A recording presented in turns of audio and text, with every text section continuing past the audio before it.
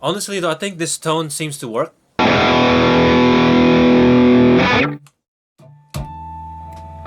Okay, so this will be a short one for you.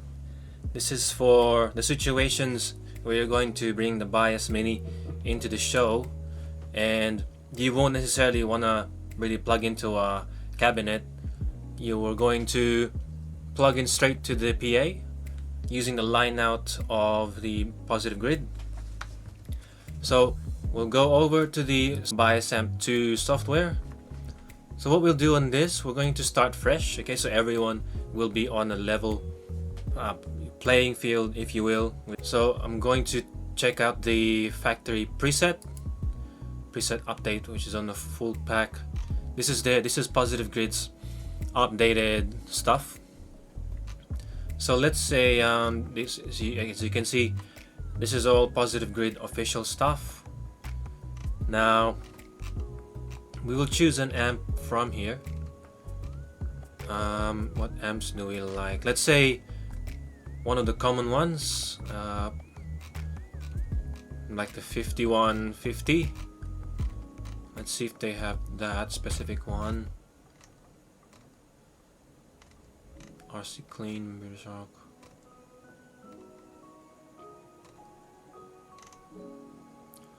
So maybe this one, 5150 Mark 5153. I think that's the Fender version. 5153 version 2. We'll pick the this one has 69 likes. If that means anything, this one has 80. Maybe people like this one better, so we'll go with this one. So I'll click this, and then we'll download this. Okay, so it's telling me to log in, so I'm gonna go ahead and log in. I thought I was already logged. Okay, let's go back into the metal setting. This is the metal section for the version 2s. 5153 Mark II version 2. Download this. We'll put it on the application. We'll put it on the metal category. So once that's downloaded, then that's complete. We'll go back here and go to the home page and metal. That should be this one, the last one, that the last entry. So we'll go with this. Alright, so this is basically what it comes out with from the get-go. This is the settings, so you can see the gain, bass, middle, treble, etc. Then the preamp section, this is what you have. EQ is taken out. The tone stack 5150 Mark III. And this is these settings here are basically the same as what's in the front default preset. Okay, so bass, mid, treble are, so it's around about the same. Now power amp section, 6L6 GB. That's the settings here for the distortion, splitter gain, bias adjust, and this one is on the push pull setting, as you can see from this little arrow here. Default again on the preset. Transformer. This is what you have. Normally I would change this into the fat one because it sounds bigger to me. The output is this much, the compression, and all of this is a GZ34. This is the rectifier tube, obviously, as you can read there. That's the compression. And the cab we're using, this one is I think that's the same as the 5150 Mark III style. Except I think they're using I don't remember if they're using the greenbacks or it's a specific 5150 Mark III. But anyway, it's probably similar to the greenbacks anyway. This looks like a 2x12. Let's check it out. Let's see what this is. Yeah, it's a 2x12. Oh, no, it's a 4x12. This EQ here is not there, and that's pretty much it. Now the bass tone of this. Okay, so The signal chain, I'm going to put some text on the screen to show you the signal chain. I'm using the bridge pickup. Everything is on full, the tone and the volume. And this is basically what it sounds like from the get-go.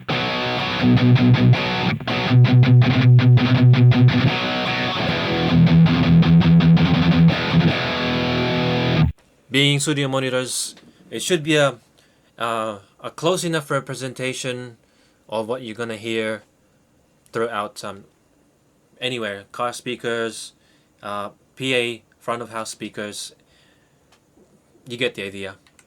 So, me personally, if I was gonna tweak this, if I'm preparing a tone, a line out type tone for the stage, this usually wouldn't cut it for me, so I would do my own edits.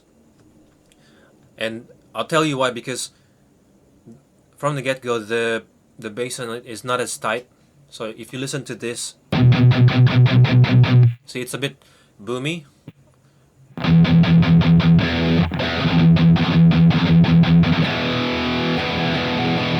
Now I suspect that this is because it's a 4x12 style.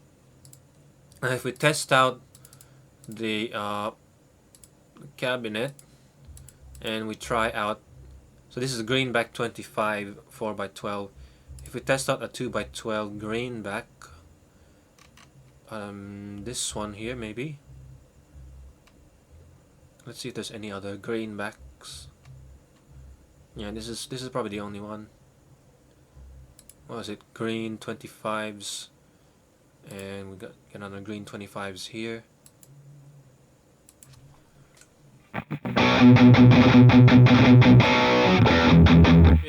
A little bit tighter, still a bit boomy, but it's a little bit tighter, and it has a little bit different mid-range. Doesn't have that that kind of boomy thing going, because we've reduced the size of the cab.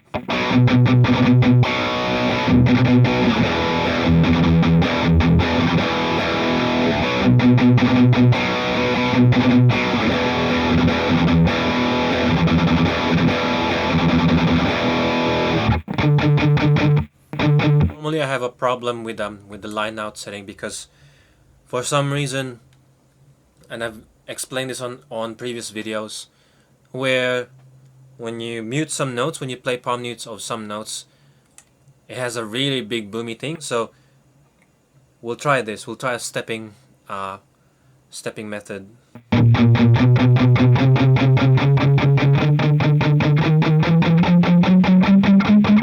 Now, what I notice is on the D string, on the D note, that's very boomy compared to.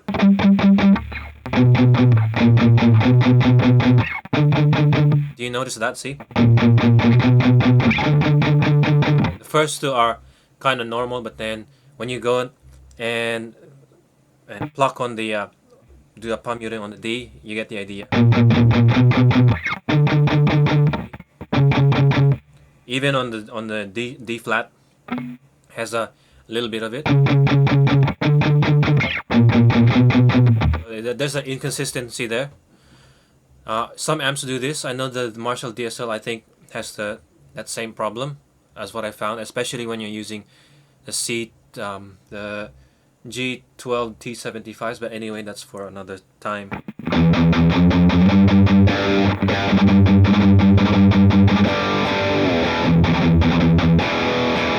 Okay, so I'll start editing it to my taste. Okay, so the Goldwyn way to make it suit for me live. Let's say if I'm gonna be desperate and I have to use this type of setup, the line out method, I will go ahead and check out this. Compare the British style to the Fat style. The Fat style is I don't know about this pure style. I don't remember how that sounds like.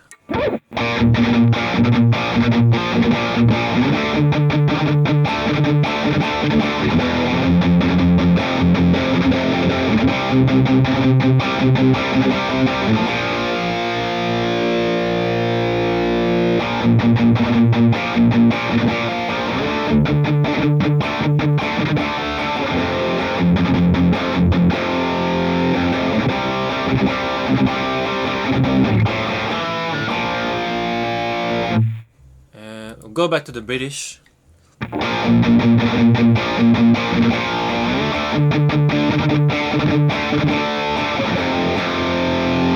I'll increase the output a little bit on the Bias Mini. Don't worry, I'm going to equalize this on the when I edit this, so it's not going to be a sudden volume jump for you.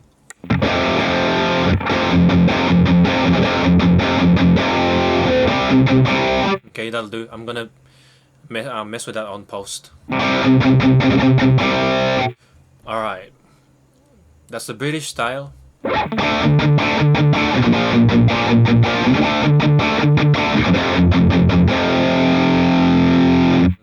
And we'll go with the fat.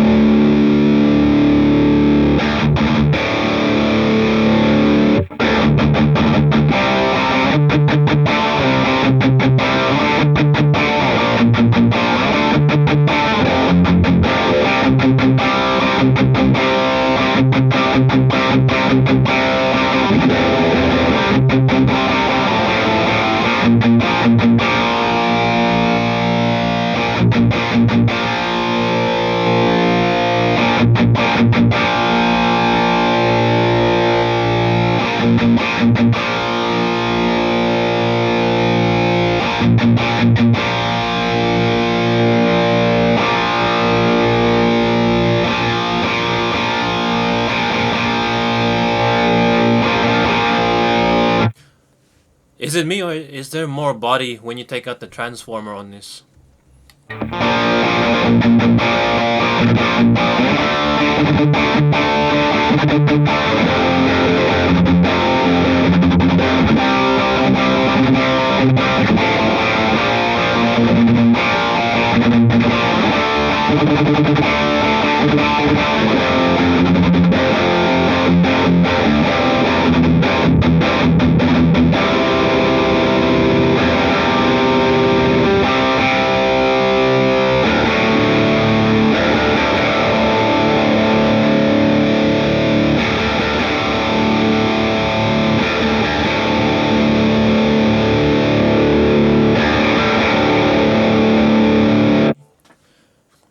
I'll go ahead and stick with that for now, because I kind of like that sound. Okay, we'll keep the power amp.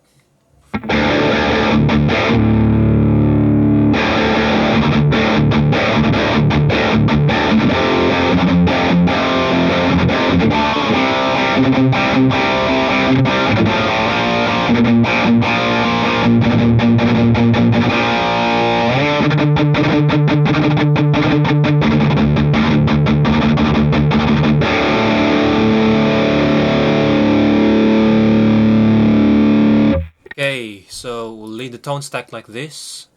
I don't really have much to change on that. I'll do this usually on the front. So we'll play around with the with this. I usually want the low gain type thing here. Okay, we'll try this. 12AX7 first.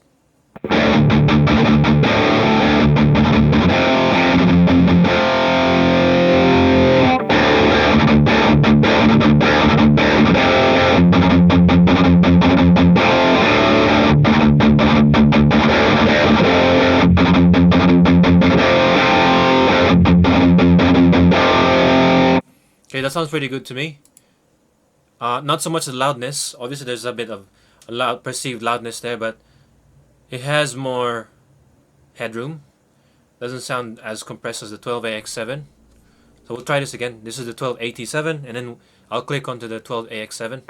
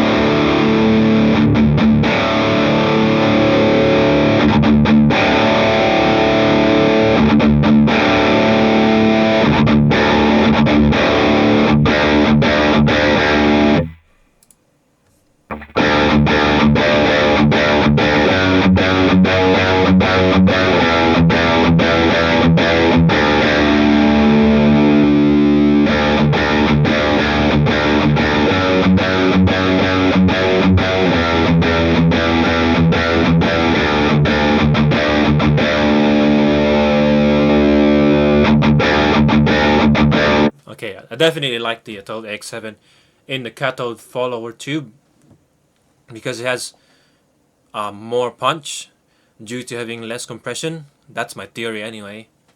Let's try the input stage tube. I think I changed this normally to 12AT7 as well, but we'll check it out. 12AX7 first.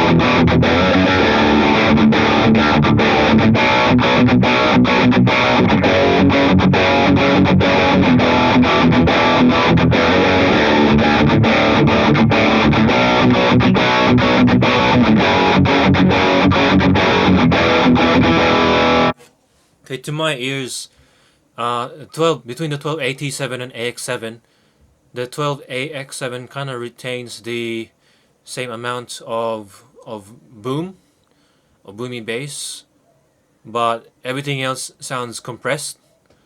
So to me, the 12AT7 sounds like it's gonna be more punchy because the compression is more even across the board. I'm not saying they're even, but it's more even compared to the 12AX7. And it does feel like, to me, it feels like I'll need to up the gain a little bit more on here, or maybe I'll stick to it. Who knows? Now, this next one, I'm going to tweak these settings: the bass, middle, and treble, and the presence, and the gain. And the master, I'm probably gonna keep that where it is. Alright.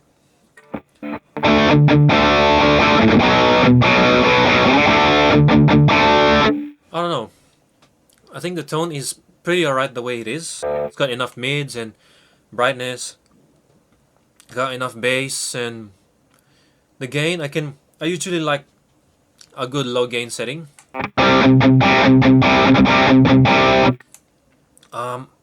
Not so much low gain, but enough gain that I can get away with, because I don't like having a really saturated sound, and then when you hit the stage, you can barely hear it yourself. You can barely hear the note definition and all that.